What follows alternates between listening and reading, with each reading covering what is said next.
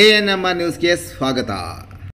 ಮಕ್ಕಳು ಸಾಮಾನ್ಯ ಮೌಲ್ಯಗಳು ಮತ್ತು ಪರಸ್ಪರ ಗೌರವಕ್ಕೆ ಬದ್ಧರಾಗಿರುತ್ತವೆ.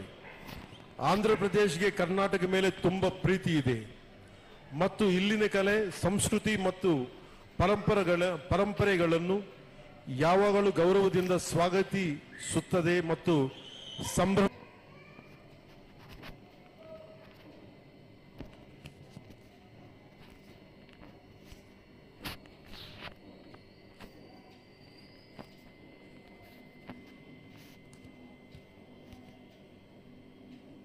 ಸೇತುವೆಗಳು, ವಿಶೇಷವಾಗಿ ಚಲನಚಿತ್ರಗಳು ಜನರಿಗೆ ಪರಸ್ಪರ ಸಂಸ್ಕೃತಿ ಮತ್ತು ಮೌಲ್ಯಗಳನ್ನು ಅರಿಯಲು ಬಲವಾದ ಮಧ್ಯಮವಾಗಿವೆ.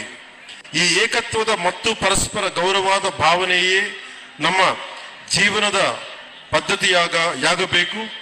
ಇದೇ ರೀತಿ ನಾವು ನಮ್ಮ ಸಮಸ್ತ ಭಾರತವನ್ನು ಸಂಭ್ರಮಿಸಬೇಕು. ಜಸ್ಟಿಸ್ ಗೋಪಾಲ್ ಗೌಡ ಅವರಿಗೆ 75ನೇ ಜನ್ಮದಿನದ ಹೃದಯಪೂರ್ವಕ ಶುಭಾಶಯಗಳು.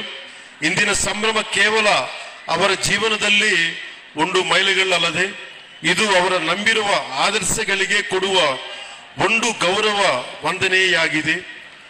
ಇತರರಿಗಾಗಿ ಬದುಕುವುದು ಮತ್ತು ನ್ಯಾಯಕ್ಕಾಗಿ ನಿಲ್ಗುವುದರಲ್ಲಿ ನಿಜವಾದ ಶ್ರೇಷ್ಠತೆ ಅಡಗಿದೆ ಎಂದು ಅವರ ಜೀವನ ನಮಗೆ ನೆನಪಿಸುತ್ತದೆ.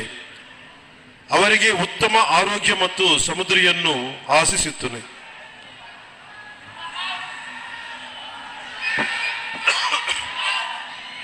జస్టిస్ గోపాల్ గౌడ గారు 75వ వసంతంలో అడుగు పెడుతున్నారు. ఆయన మనందరితోటి ఆరోగ్యంగా ఉత్సాహంగా కలకాలం ఉండాలని, రూల్ ఆఫ్ లా స్థాపనలో మనకి దారి చూపాలని కోరుకుందాం. The question of how an individual should live their life, whom they should use their power to serve while in office, and whose voice they should remain after retirement is answered by the life of one man standing right before us. October 6th marks the birthday of the great personality. He is none other than Justice V. Gopal Gowda ji.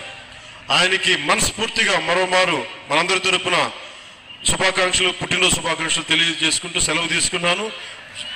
జై భారత్, జై కర్ణాటక, జై హింద్.